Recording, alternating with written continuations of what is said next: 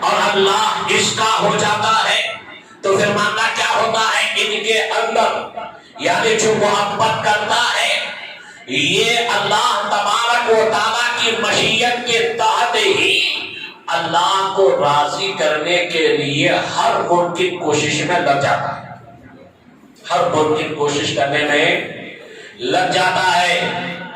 کس میں؟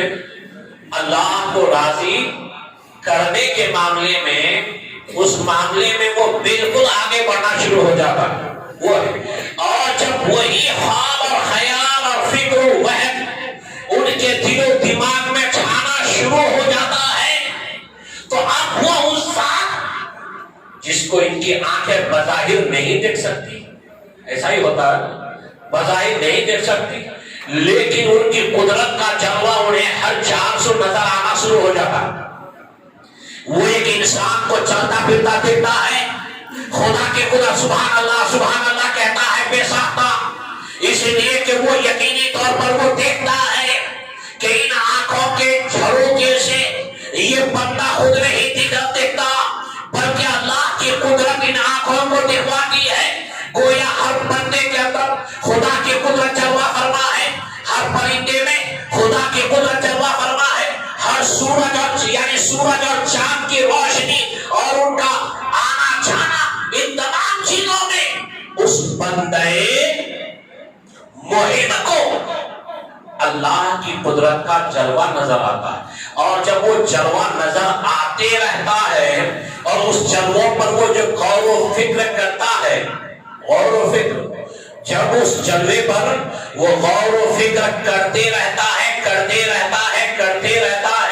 تو پھر آہستہ آہستہ اللہ کی معرفت جسے کہتے ہیں، جس کو پہچان کا معاملہ ہے، وہ اس میدان میں قدم بڑھاتا ہے۔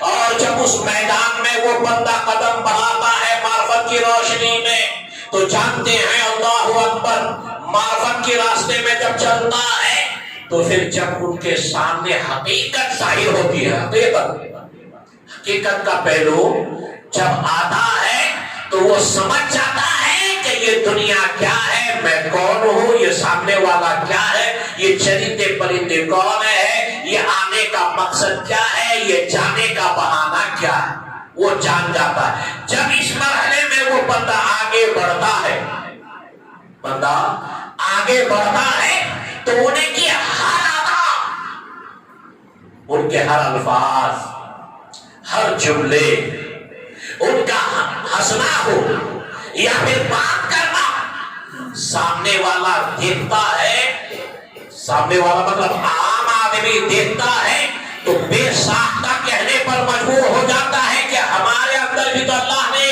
ہاتھ ہمیں بھی دیا ہے، آنکھیں ہمیں بھی اللہ نے دی ہے، کان اللہ نے ہمیں بھی عطا فرمایا، لیکن ان کا کان تو یہ ہے کہ آسمان میں چڑچڑانے کی آواز بھی سن لیتے ہیں، ان کے کانوں کی آنکھوں کی بصارت تو یہ ہے کہ ہم آنکھیں کھول کے دیکھتے ہیں، یہ آنکھیں بند کر کے عرش معلی لوہے محفوظ دیکھ لیتا ہے۔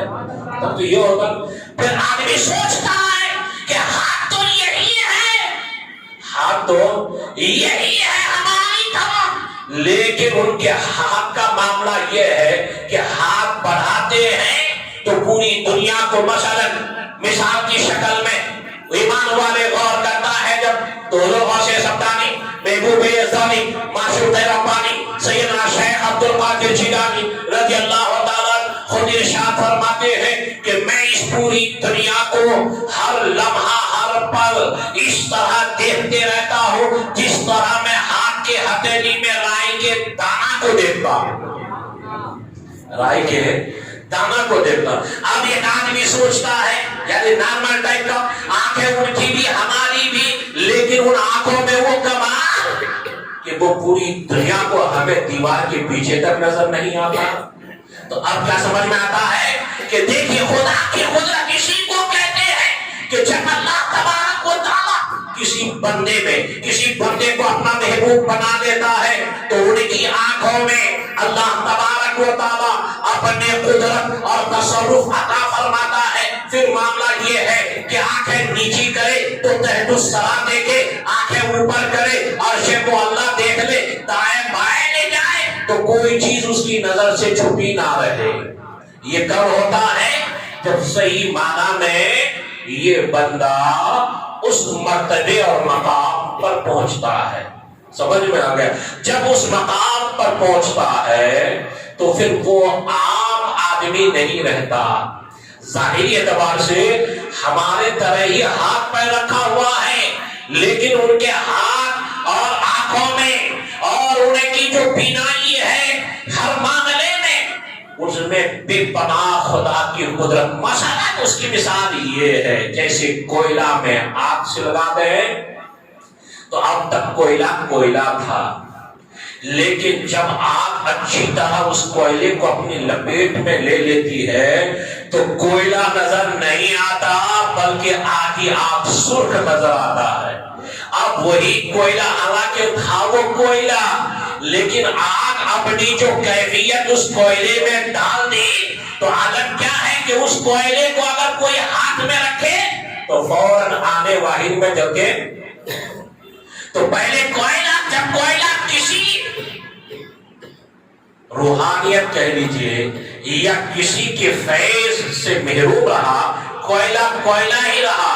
جب آگ نے اپنا فیض اس کوئلے کو دے دیا اور وہ کوئلہ نہ رہا بلکہ وہ آگ بن گئی. اسی طرح جب بندہ مومن ہر لمحہ ہر پل اللہ اللہ اور ان کی محبت میں وابستہ ہو کر ہر چیز میں اللہ کی رضا کی طلب میں عبادت، ریاضت، بندگی وغیرہ کرتا رہتا ہے، پھر عالم یہ ہے وہ سوتا ہے، زبان چلتی رہتی ہے اللہ اللہ، دل کے دھڑکن میں بھی آواز آتی ہے اللہ اللہ، گویا اللہ ہی میں وہ جی رہا ہے، اللہ ہی کے طرف سے وہ ہر معاملے کو سمجھنا شروع کر دیتا ہے. تو اس اللہ میں اس قدر بندہ فنا ہو جاتا ہے کہ اللہ تبارک و تعالی اپنا تصرف اور قدرت اس بندے میں عطا فرما دیتا ہے.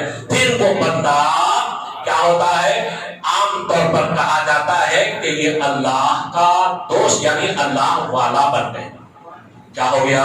جب اللہ والا بن گیا تو پھر ان کی حالت یہ کہ لوگ ان کی بارگاہ میں پہنچتے ہیں، کوئی بے اولاد ہے، اگر ان پر کیفیت کی حالت داری ہے بے اولاد کو اولاد دے دیتے ہیں، مریضوں کو شفا دیتے ہیں. یہ کوئی نئی بات ہے کہ آپ کو نئی بات سن رہے ہیں؟ بالکل یہ 100% بتانا مقصد یہ ہے کہ جب بندہ اس مرحلے میں پہنچتا ہے تو وہ اس قدر خوش نصیب ہوتا ہے کہ ان کے دامن سے کوئی وابستہ ہو جائے، ان کی محبت میں بھی کوئی وارفتہ ہو جائے. یہ اللہ کا خصوصی انعام ہے، اللہ کا انعام ہے.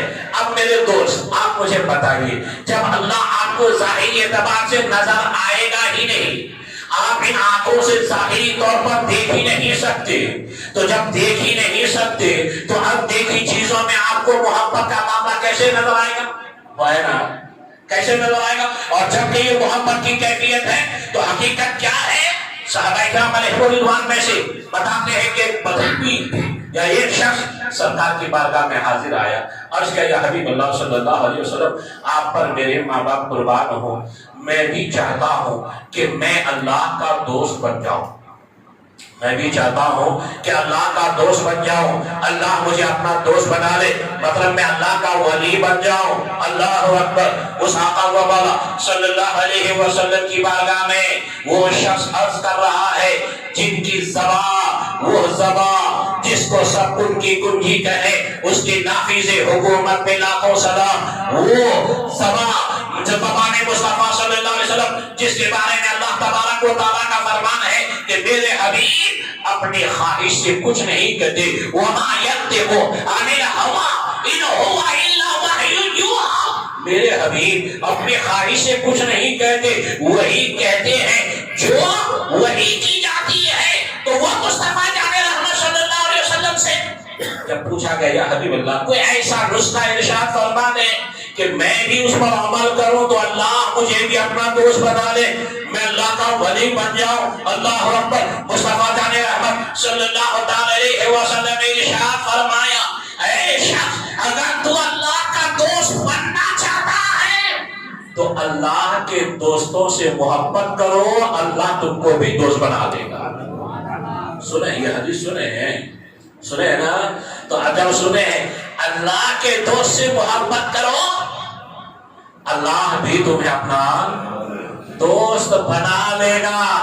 اب دوستوں سے آپ کو محبت کرنی ہے تو کیا یہی محبت جو آج کل آپ دیکھ رہے ہیں، اسی محبت کو آپ محبت کہیں گے؟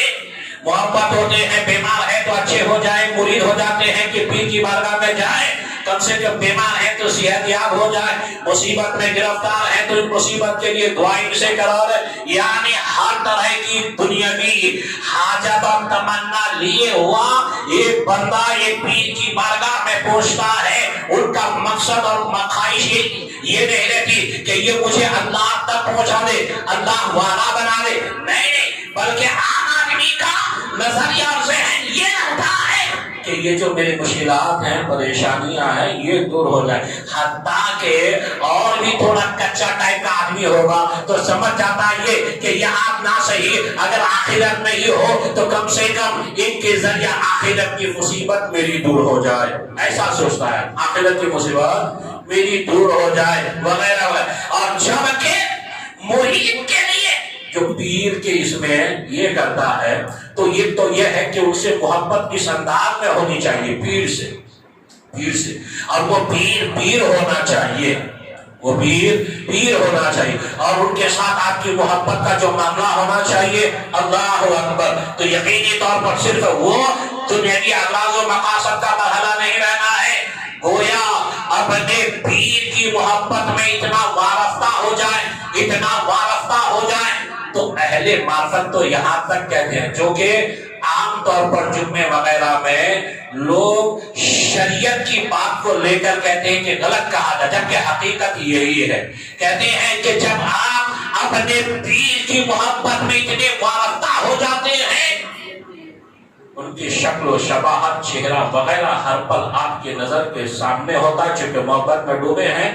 تو اب آپ جب غور کریں گے کہ یہ جو شخص جن کا میں مرید ہوا ہوں، ان کا کنیکشن سرکار حضور غوث اعظم تک، یا پھر حضور غوث اعظم کا کنیکشن مصطفیٰ جان رحمت تک، تو یہ جو ہے، جو یہ دکھ رہا ہے، یہ نہیں ہے، یہ ہاتھ پیر جو دکھ رہا ہے، یہ ان کے اندر جو معاملات ہیں وہ کچھ اور ہے، وہ اور ہے۔ اور جب وہ اسی چہرے، اسی حساب میں غور و فکر کرتا ہے تو اہل معرفت کہتے ہیں مجھے اپنی پیر کی صورت میں خدا نظر آتا ہے۔ شاید کسی کے سمجھ میں آیا ہو یا نہ ہو، کیا ہوتا ہے، معاذ اللہ ممکن ہے کہ کوئی کل چل کے یہ بھی کہہ دے کہ پیر کو معاذ اللہ خدا کی صورت میں، یاد رکھیے آپ کو سمجھ میں نہیں آیا تو آپ سمجھ لیجئے گا کبھی مجھ سے پرسنل، شریعت، طریقت، معرفت، حقیقت کی روشنی ہی میں یہ باتیں ہیں۔ مطلب اس محبت کی وابستگی کی، اس کا مطلب یہ نہیں ہے کہ اس کی فوٹو آپ اپنے گھر میں لگا کر اس میں پھول وغیرہ چڑھائیں، اس کو محبت تھوڑے کہتے ہیں۔ محبت کا معاملہ تو یہ ہے کہ عکس ہو، ذہن میں ایسا اتر جائے، سامنے والا دکھے بھی تو اس کو جھٹلا دیا جائے، اس محبت کی کیفیت کا آپ کو جاننا ہے تو اسی محبت کے مرحلے کو لے کر حضرت زلیخا کی بارگاہ میں پہنچیے۔ ایک دور وہ بھی گزرا کہ حضرت زلیخا محبت یوسف علیہ السلام میں ایسی گرفتار تھی کہ حضرت زلیخا کو ہر تارے میں حضرت یوسف نظر آتا، ایسی بہت ہر تارے میں یوسف نظر آتا، یوسف علیہ السلام۔ اور اسی محبت کے معاملے میں اتنی وہ بدنام بھی ہوئی بظاہر، ظاہر یہ تب حضرت زلیخا، لیکن پھر وہ طویل معاملہ، لیکن ایک وقت وہ بھی آیا کہ حضرت زلیخا کا نکاح حضرت یوسف علیہ السلام سے ہو گئے۔ جب ہو گیا اب رات شب زفاف، حضرت زلیخا رضی اللہ تعالیٰ عنہ کا حسن و جمال واپس آ گیا۔ شب زفاف سہاگ رات کا ایسا معاملہ رات کی تاریخی میں ہے۔ حضرت یوسف علیہ السلام حضرہ عروسی میں تشریف لے گئے تو آپ نے فرمایا، یعنی کہ حضرت زلیخا بالکل اپنے انداز میں اللہ کی عبادت میں مست ہے، لگی ہوئی ہے۔ حضرت یوسف علیہ السلام نے فرمایا اے زلیخا شادی سے پہلے تیرا معاملہ تو یہ تھا کہ میری محبت میں تو اس طرح تڑپتی نہیں، اب شادی ہو گئی ہے تو میں تجھے بلاتا ہوں تو تو کسی اور چیز میں کھوئی ہوئی ہے۔ اور حقیقت یہی ہے کہ جب انہیں شام میں بلاتے تو کہتی صبح آؤں گی، جب صبح بلاتے تو کہتے شام میں آؤں گی۔ تو حضرت یوسف علیہ السلام نے زلیخا رضی اللہ تعالیٰ عنہا سے پوچھا کہ آخر یہ ماجرا کیا ہے؟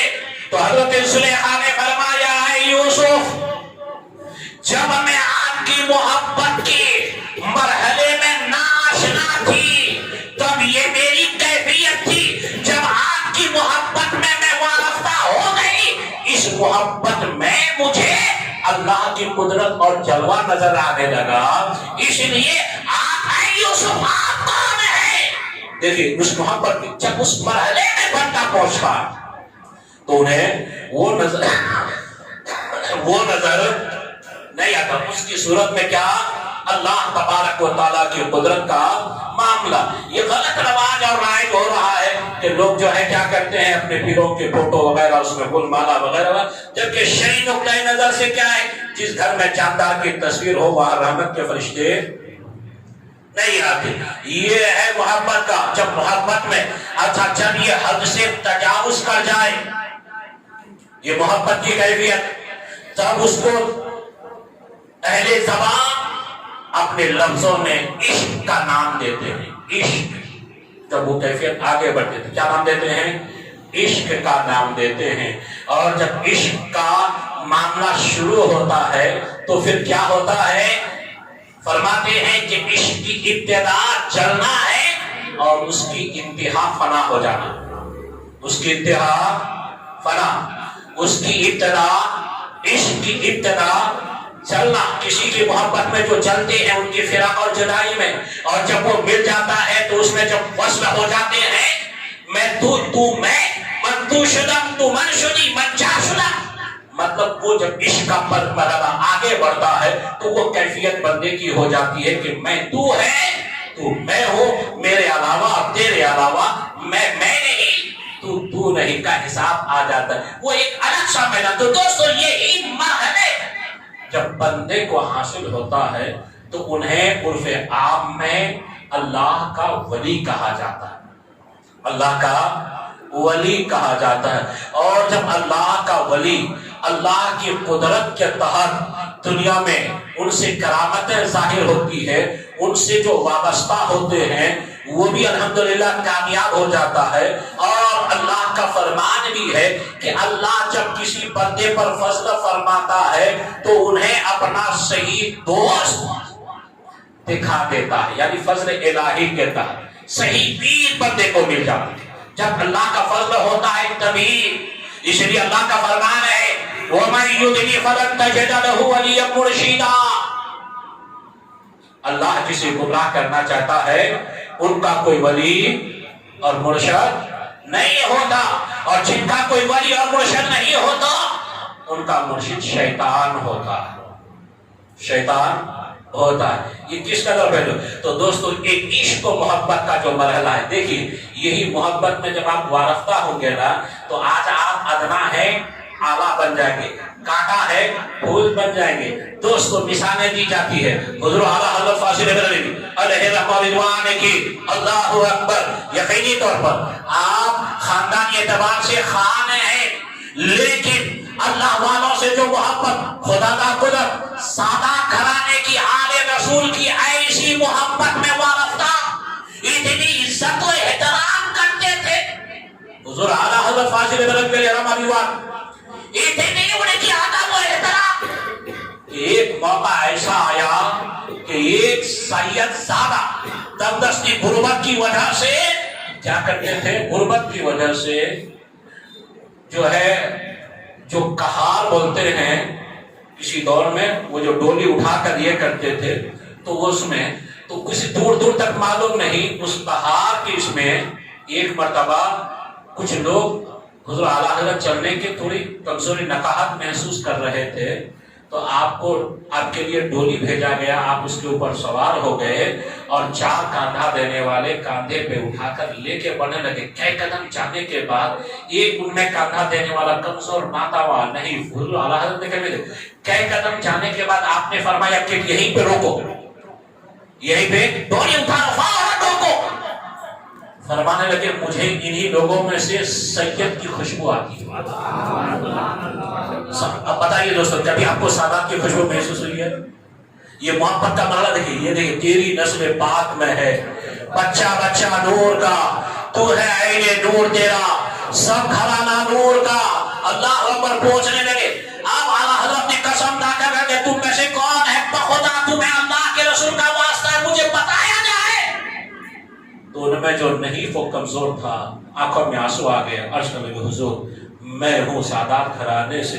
حضور اعلیٰ حضرت فاضل بریلوی علیہ رحمۃ کی آنکھوں میں آنسو آ گئے، پر میں نے کتنا یہ کیا، آپ میرے ڈولی کو کاندھا دے کر اللہ اکبر، امام احمد اللہ کی آنکھوں میں آنسو آ گئے اور پھر رو رو کر عرض کرنے لگے یا رسول اللہ میں آپ کو اپنا کون سا چہرہ دکھاؤں گا؟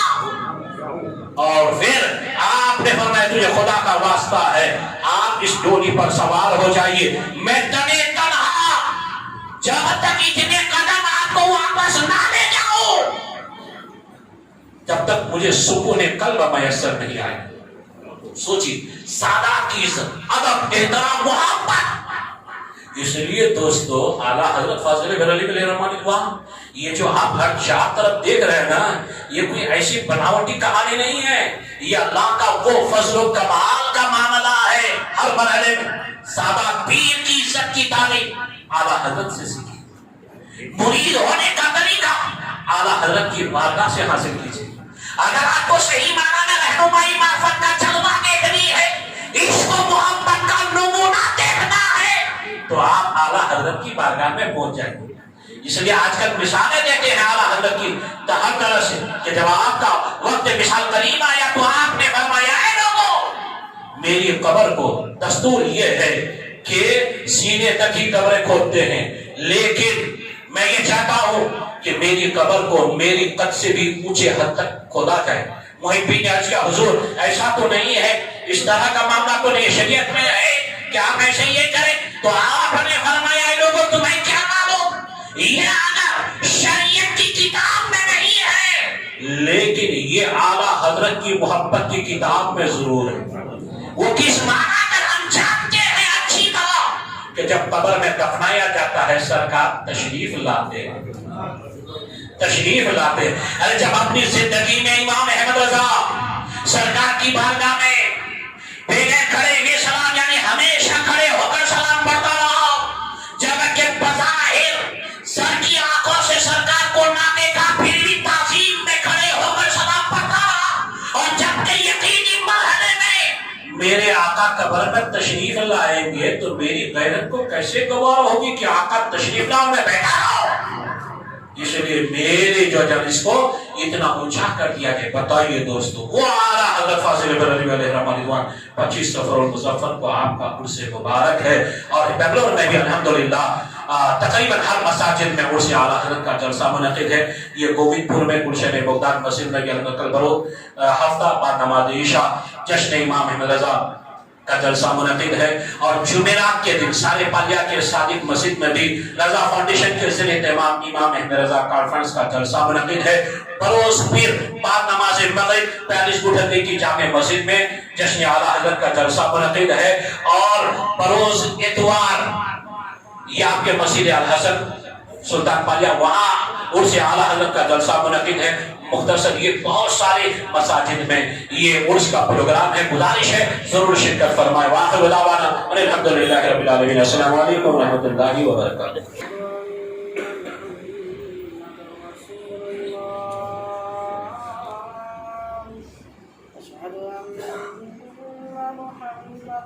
صلی اللہ علیہ وسلم۔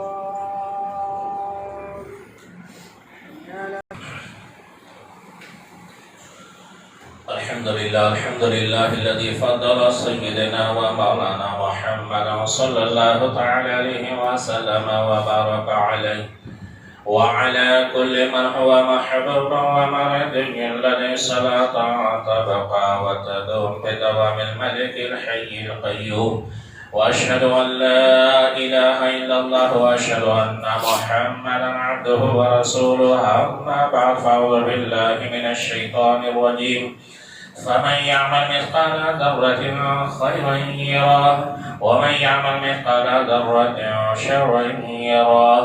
بارك الله لنا ولكم في القرآن العظيم ونفعنا وإياكم بالآيات والذكر الحكيم. إنه تعالى ملك كريم جواد بل رؤوف رحيم.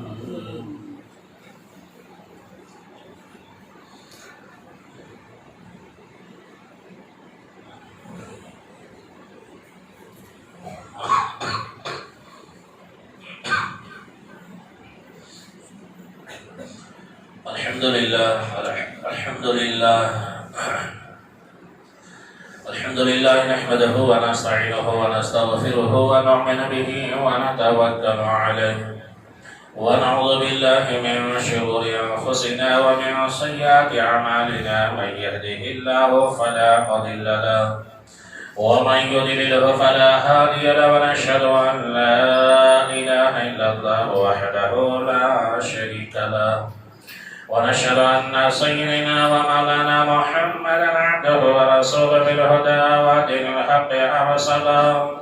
صلى الله تعالى على خير خلقه ونور وجهه محمد وآله وأصحابه أجمعين، خصوصا على قدر البشر بعد الأنبياء بالتقييم سيدنا ومولانا الإمام حضرة أبي بكر الصديق رضي الله تعالى عنه وعلى عدد الأصحاب مزين المنبر والمحراب الموافق رأيه بالوحي والكتاب سيدنا ومولانا الإمام حضرة عمر بن الخطاب رضي الله تعالى عنه وعلى جامع القرآن كامل الحياء والإيمان سيدنا ومولانا الإمام حضرة عثمان بن عفان رضي الله تعالى عنه وعلى أسد الله الغالب إمام المشارق والمغارب سيدنا ومولانا الإمام حضرة علي بن أبي طالب كرم الله تعالى وجهه الكريم وعلى الإمامين الهمامين السبيلين الشهيدين أبي محمد الحسن وأبي عبد الله الحسين رضي الله تعالى عنهما وعلى أمهما سيدة النساء فاطمة الزهراء رضي الله تعالى عنها وعلى أمه الشريفين المطهرين من الأدناس حمزة والعباس وعلى الستة الباقية من العشرة المبشرة وسائر الصحابة والتابعين رضوان الله تعالى عليهم أجمعين. عباد الله رحمكم الله، إن الله يأمر بالعدل والإحسان وإيتاء ذي القربى وينهى عن الفحشاء والمنكر والبغي يعظكم لعلكم تذكرون. ولذكر الله تعالى وعلى وعز وجل وتم وهم وآدم وأكبر.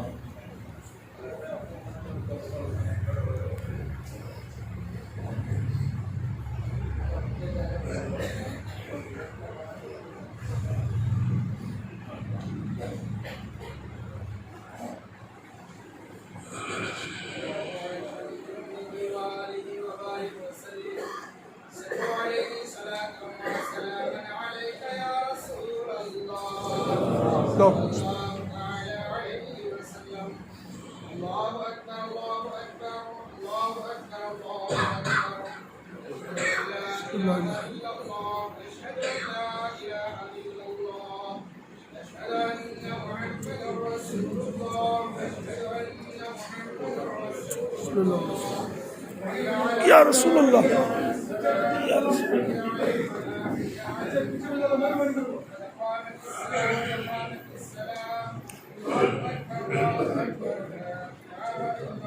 صفحہ درست فرما لیجیے گا.